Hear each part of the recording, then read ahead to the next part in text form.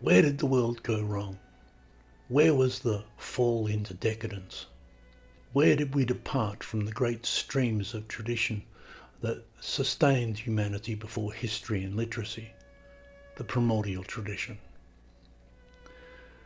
There is a short essay by Roger Sauter. It's in his 3 short essays in astrophysiology that has very wide implications that shed light on these questions. I recommend reading those essays, but here I want to set out his main observation and what it means.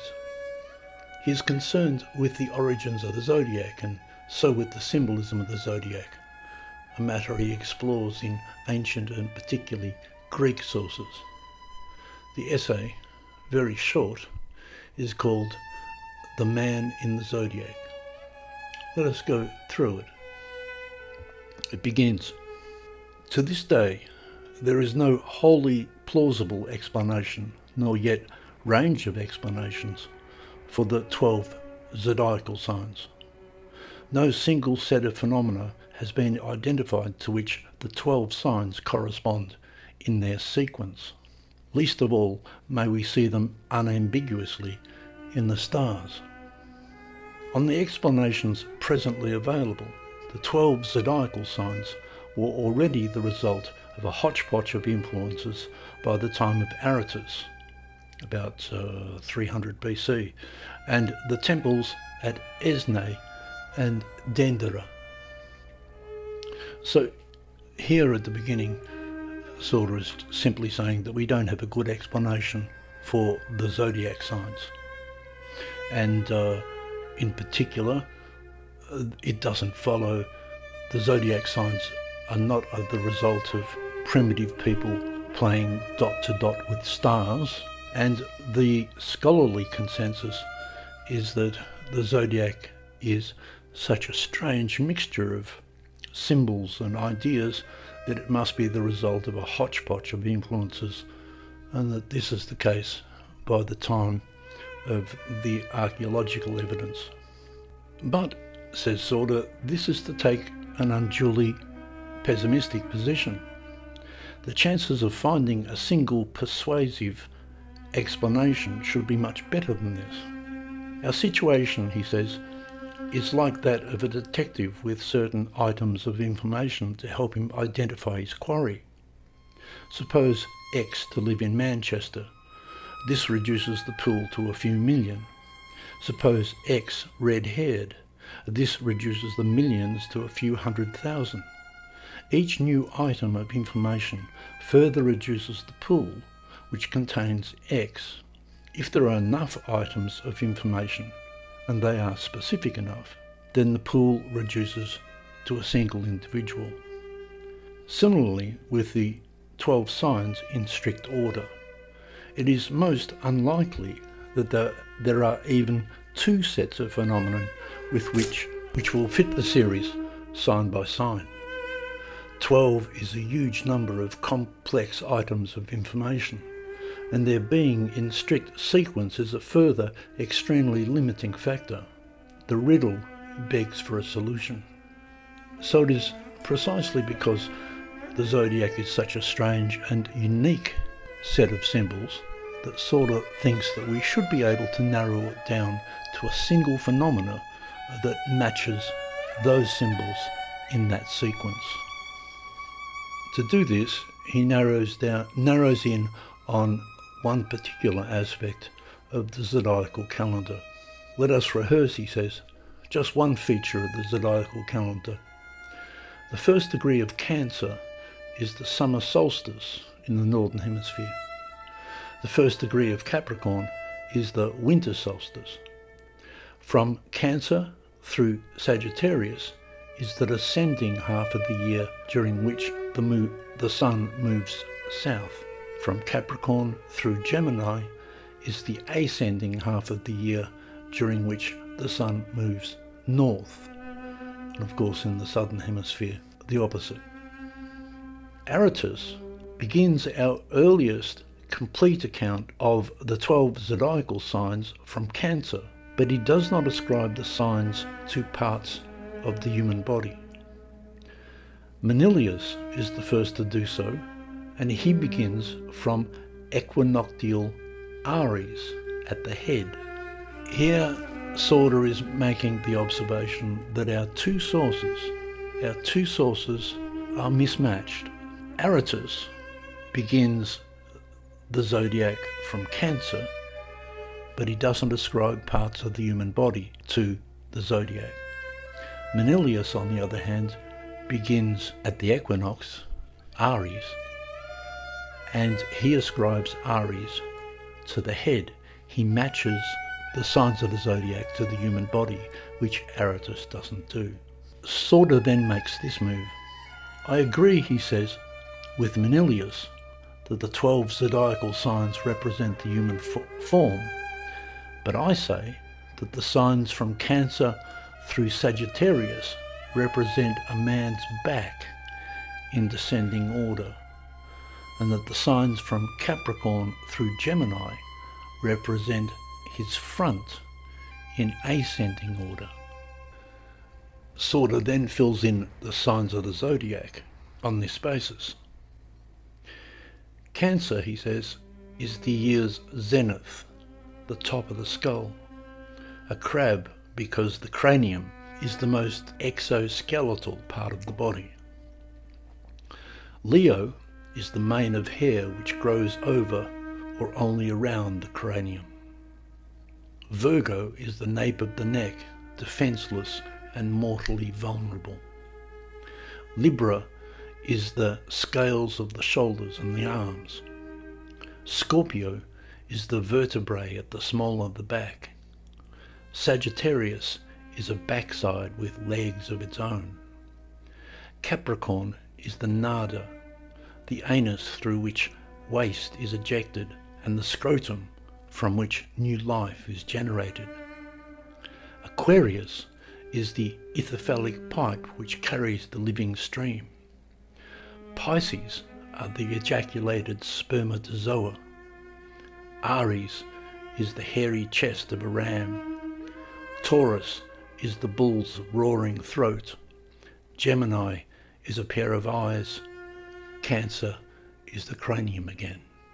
I'll go through them again, noticing that we go down the back of the body and then up the front of the body. Cancer, the skull. Leo, the mane of hair. Virgo, the nape of the neck. Libra, the shoulders and arms. Scorpio, the vertebrae at the small of the back. Sagittarius, the backside with legs of its own. Capricorn, the anus, and the scrotum, the perineum. Aquarius, the ithyphalic pipe that carries the living stream. Pisces, the spermatozoa. Aries, the hairy chest of a ram. Taurus, the throat. Gemini, the eyes.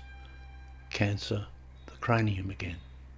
Sauder concludes, the 12 zodiacal signs symbolize all the parts of a line or band around the torso and head of an adult human male.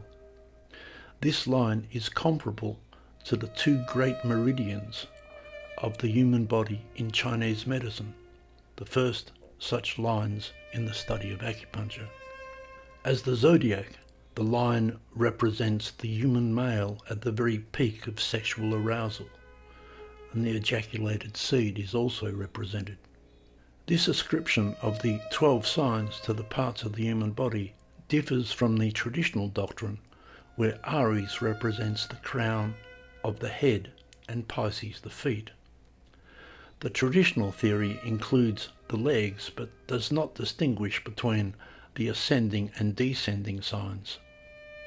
As a result, Aries is as far away from its adjoining sign Pisces as can be. The traditional theory applies the signs to the body. The account offered here derives the signs from the body. Here the links between body part and sign themselves explain the choice and order of the 12 zodiacal signs. In other words, Sauder believes that he has narrowed it down and found a sequence that explains the riddle. He presents an alternative mapping of the human body to the signs of the Zodiac, and in doing so explains the origins of the Zodiac.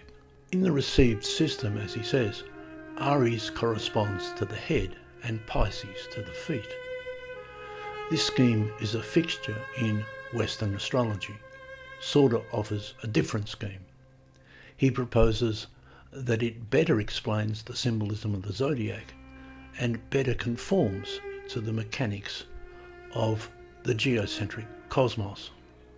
Parts of his scheme can be found in or inferred from various Greek and Roman sources, but not as a single coherent order of symbols. Notice again that what he does is take Aratus and matches Aratus to Manilius. Aratus is right to begin the Zodiac at Cancer. Manilius is right to match the signs of the Zodiac to the human body. Sauder puts those two things together.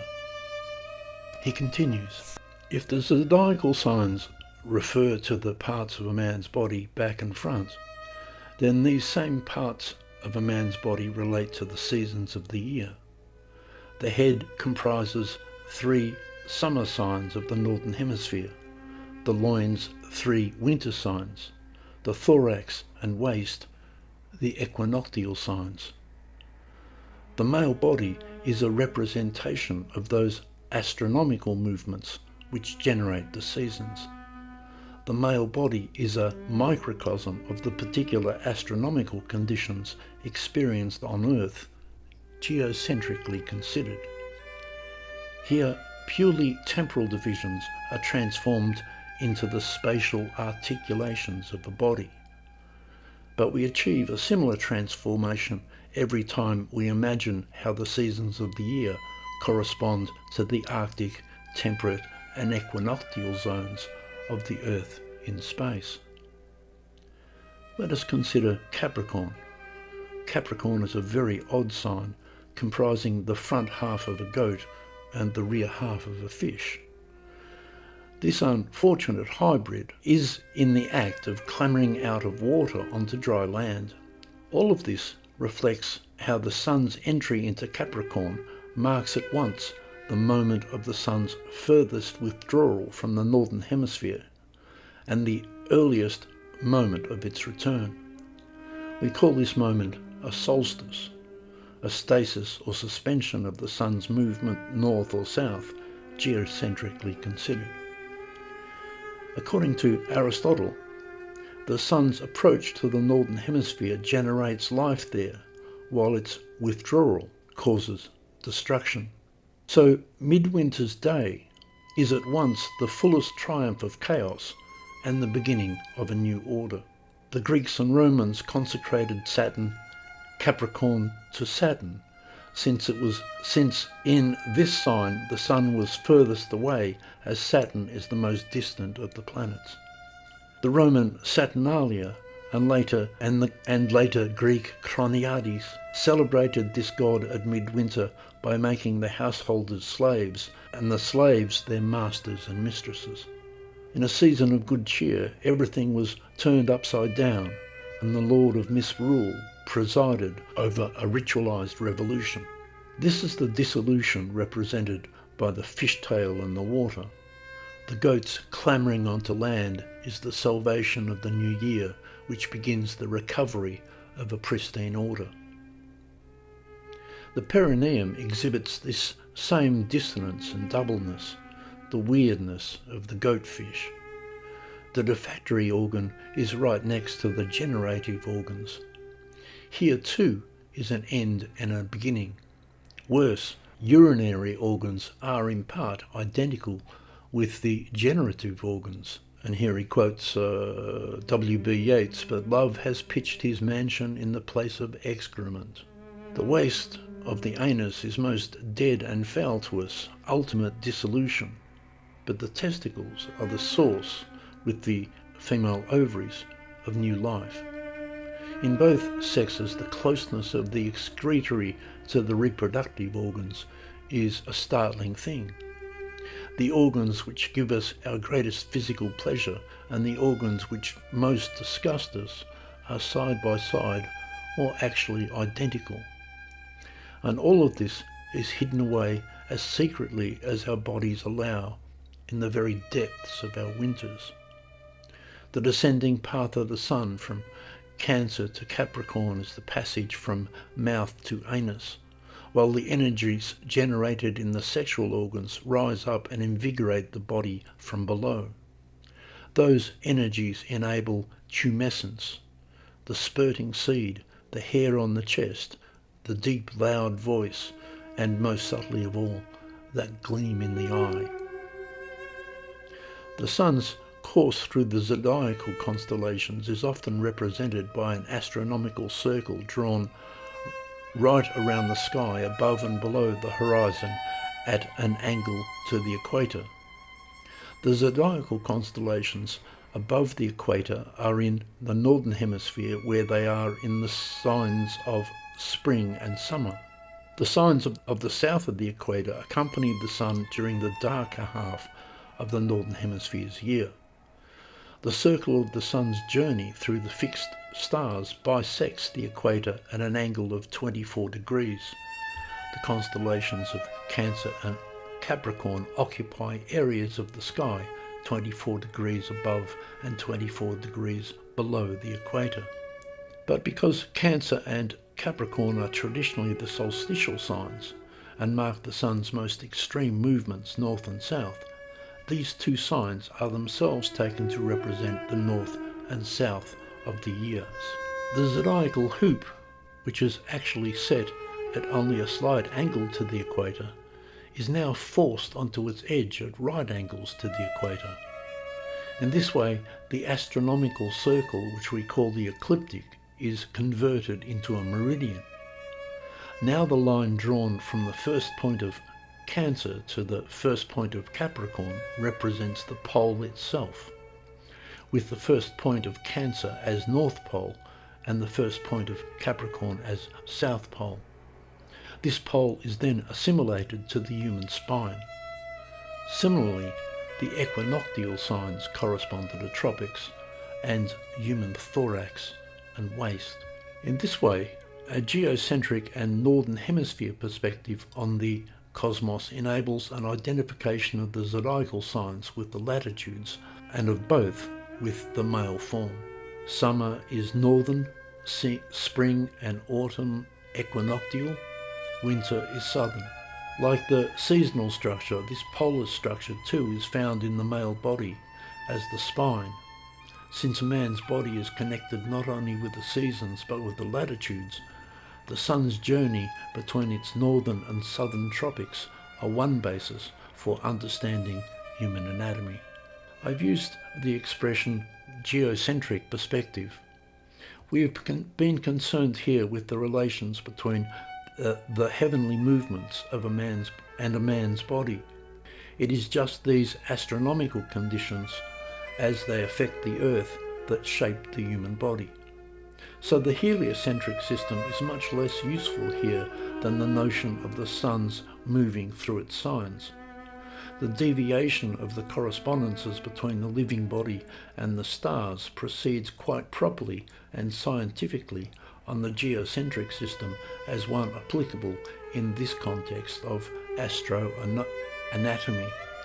Let us now bisect our solstitial zodiac through the equinoxes and not the solstices. We draw an imaginary line from the first point of Aries, the spring equinox, to the first point of Libra, the autumn equinox. If we do the same to our male head and torso, we divide it into two halves.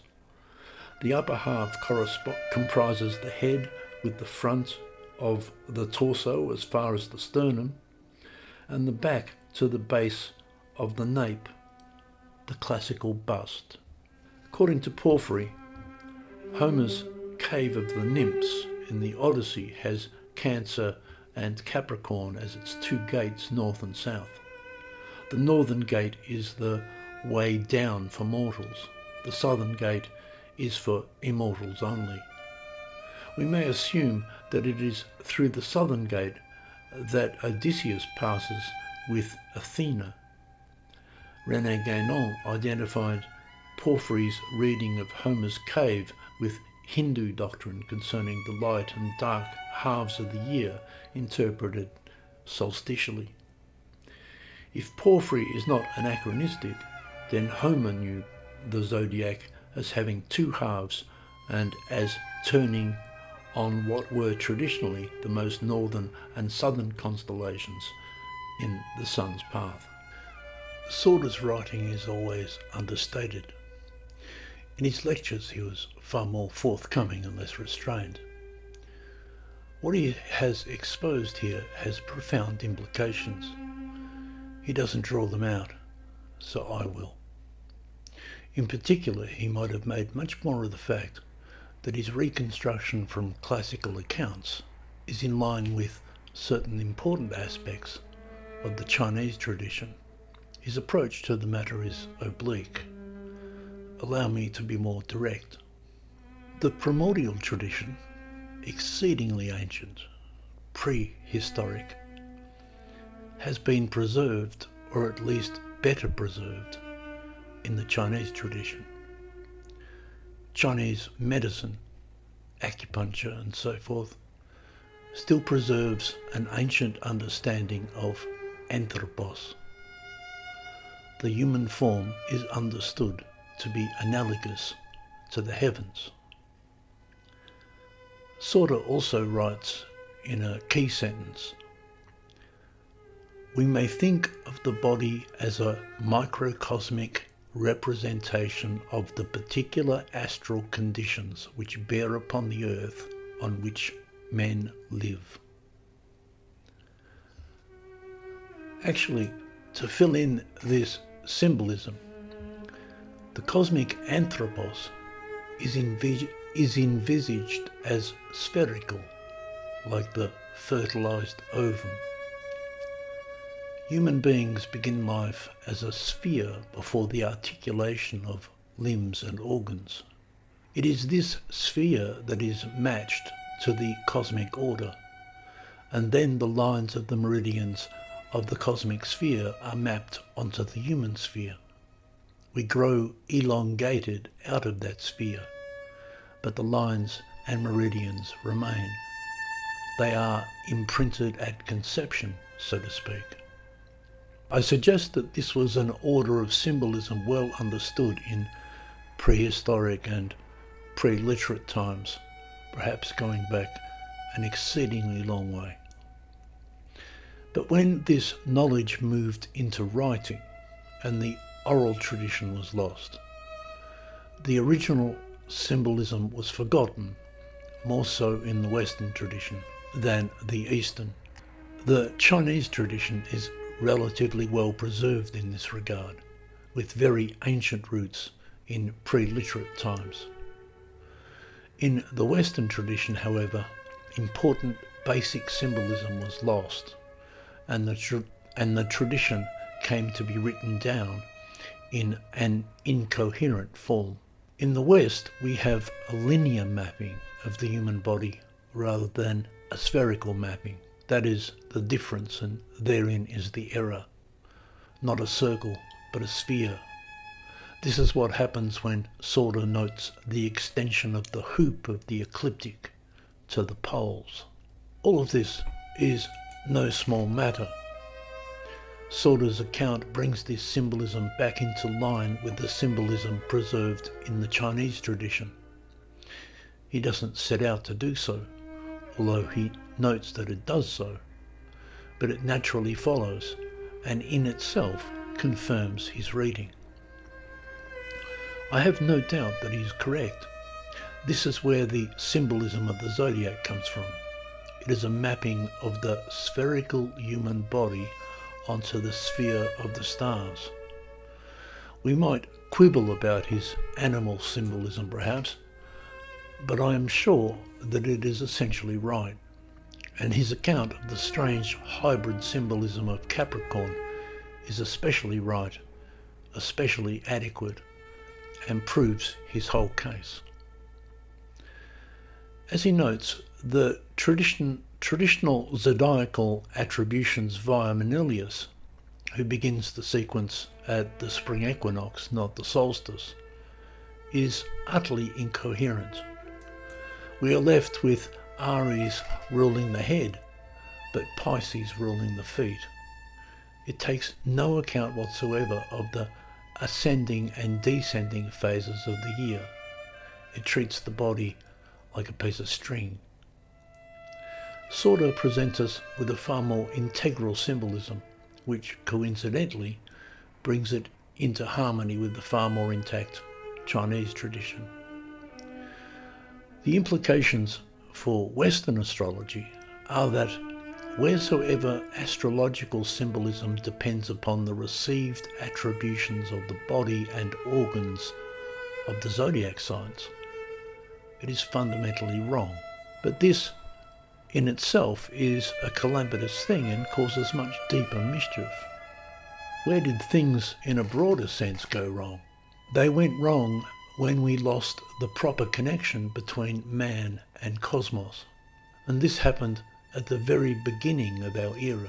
The error was certainly in place by the time of Manilius, but very likely Aratus only knew part of the tradition too. The problem arises through the faulty transmission of an oral tradition into a written one. In the Western tradition, that transmission was faulty and incomplete. A fundamental error crept in, and then was perpetuated for centuries thereafter. This means that the body of tradition was faulty and incoherent, and so we shouldn't be surprised that it finally collapsed into superstition and that intelligent men turned away from it. The spherical man is still preserved in the Greek tradition, actually, in Plato, in the Symposium, in the myth told by the comic poet Aristophanes. It becomes a matter of comedy, although one suspects, as always in Plato, that the comedy is ironic and Plato knows much more than he seems to say. Sorda thinks that the proper order of symbols and integral cosmology is at least implicit in Homer. All the same, the primordial symbolism is fragmented and incomplete as it is received in the Greek tradition and in the Latin tradition by extension. It had regrettable consequences for traditional medicine. The medical tradition that emerged from the ancient world in the West was necessarily haphazard, confused, and unintegrated, and ineffective.